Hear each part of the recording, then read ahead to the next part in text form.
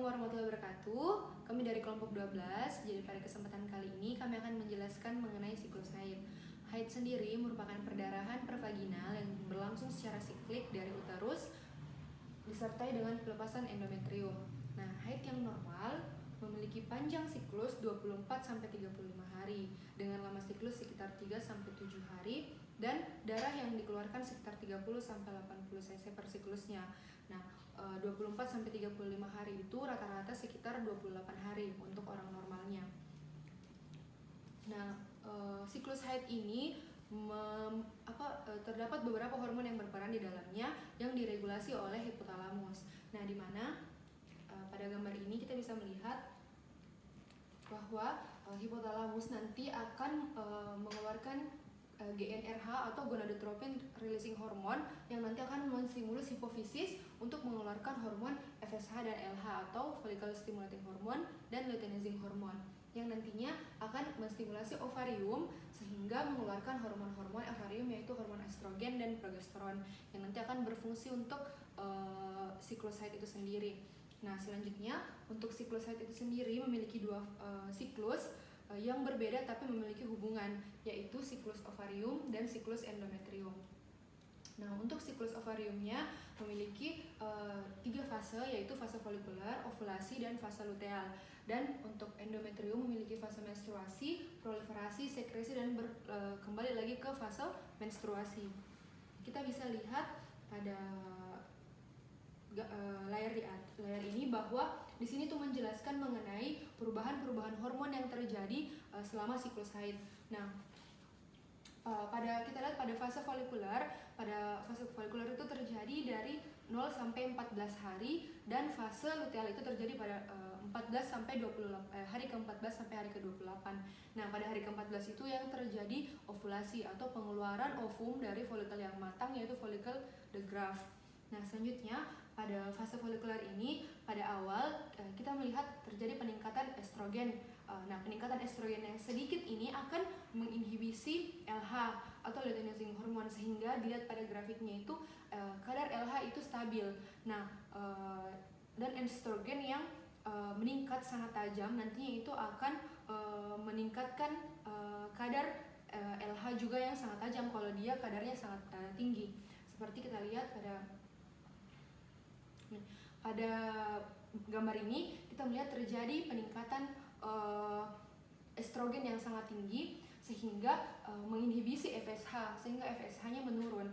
Tetapi kita semakin meningkatnya estradiol atau estrogen, dia akan juga meningkatkan LH atau luteinizing hormone. Ketika terjadi peningkatan LH, estrogen dan terjadi peningkatan FSH, maka disinilah terjadi fase ovulasi. Di sini terjadi fase ovulasi. Nah, seperti yang saya katakan sebelumnya bahwa fase ovulasi adalah pengeluaran ovum dari folikel de Graaff atau folikel yang siap atau folikel yang paling matang. Nah, setelah terjadi ovulasi, maka akan terjadi penurunan kadar LH. Kadar LH yang sangat tinggi kadarnya semakin lama akan semakin menurun karena selesainya fase ovulasi. Nah, LH yang menurun ini juga akan menurunkan kadar GnRH atau gonadotropin releasing hormone yang nanti akan mempengaruhi FSH dan LH-nya juga yang akan lama-kelamaan akan menurun.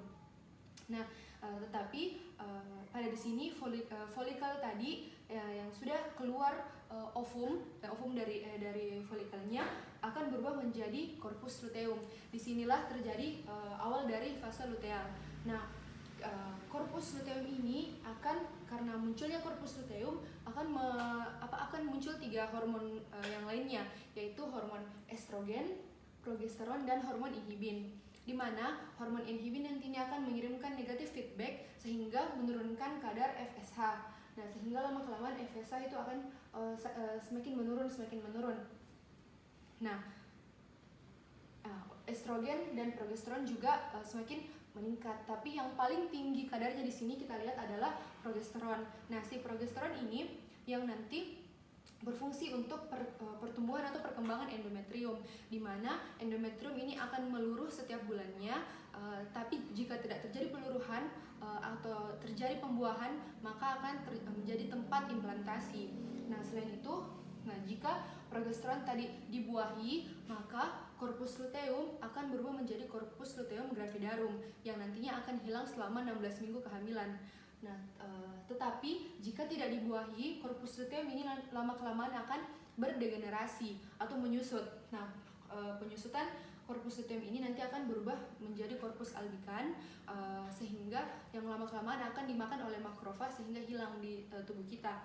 Nah, tetapi penurunan kadar hormon yang ketiga hormon tadi yang muncul saat corpus luteum ada, yaitu estrogen, progesteron, dan inhibin itu ketika terjadi degenerasi pada corpus luteum, maka dia juga akan menurun kadarnya. Penurunan kadar ini akan merangsang pembebasan prostaglandin pada uterus sehingga menyebabkan terjadi vasokonstriksi pembuluh darah yang ada di endometrium.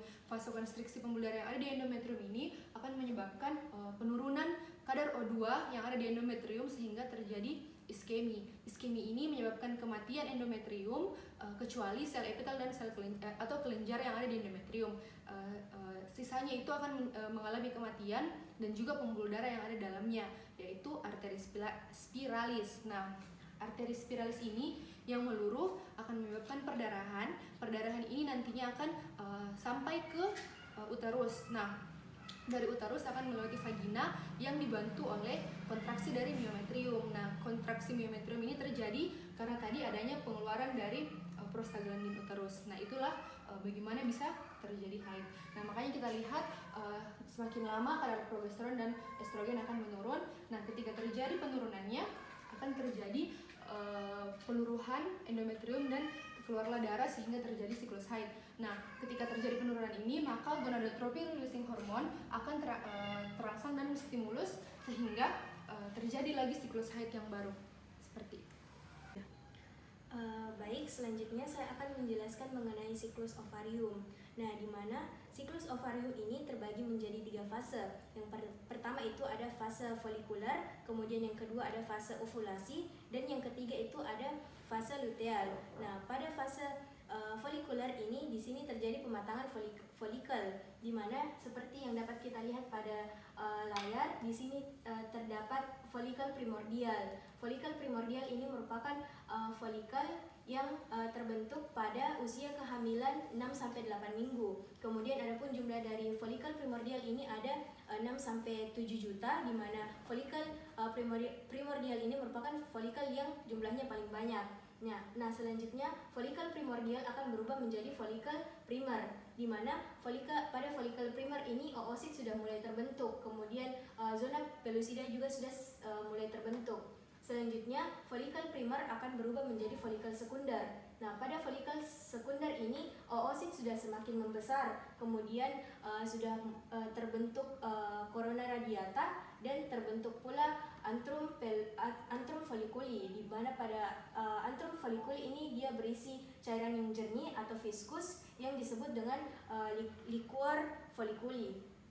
Selanjutnya, folikel sekunder akan berubah menjadi folikel primer, folikel tersier atau folikel de Graaff, di mana folikel tersier atau folikel de Graaff ini merupakan folikel yang sudah matang. Nah, setelah terbentuk folikel tersier, maka fase folikel juga sudah berakhir. Selanjutnya, setelah fase folikuler, selanjutnya akan terjadi fase ovulasi. Nah, di mana fase ovulasi ini dia terjadi pada hari ke-14. Adapun fase ovulasi ini merupakan keluarnya ovum dari folikel de Graaff tadi. Nah, apabila ovum sudah meninggalkan folikel de Graaff, maka folikel de Graaff ini akan berubah menjadi corpus luteum. Nah, pada tahap ini juga sudah mulai terjadi fase luteal.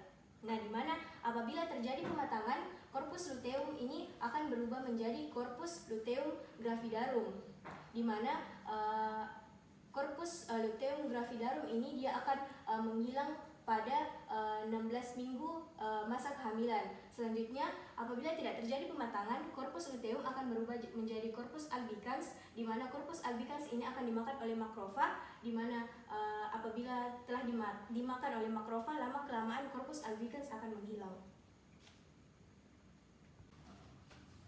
Jadi saya akan menjelaskan tentang siklus endometrium. Jadi, siklus endometrium itu terdiri dari beberapa fase. Fase pertama itu fase menstruasi.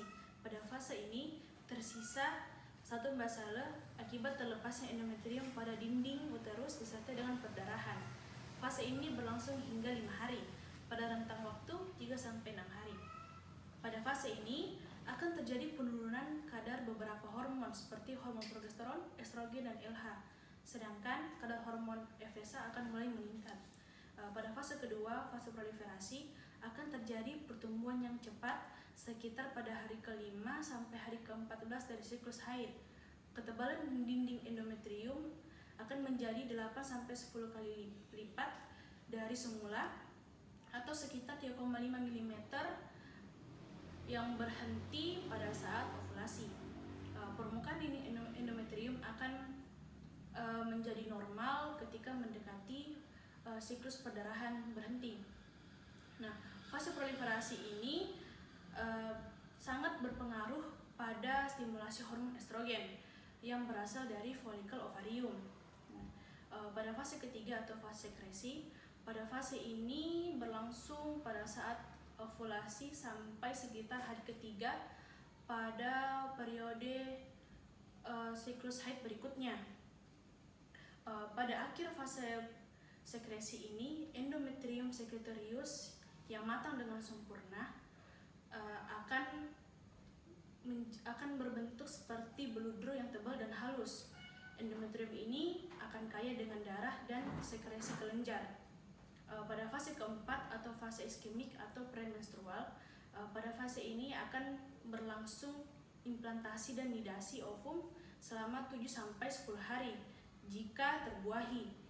Jika tidak terjadi pembuahan, maka korpus luteum yang mensekresi hormon progesteron dan estrogen akan menyusut.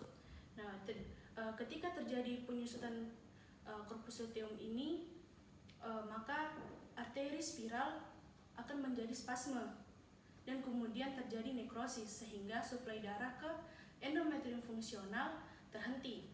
Nah, nanti endometrium fungsional ini akan terlepas dari statum basale sehingga menyebabkan perdarahan. Nah, disinilah dimulai perdarahan menstruasi.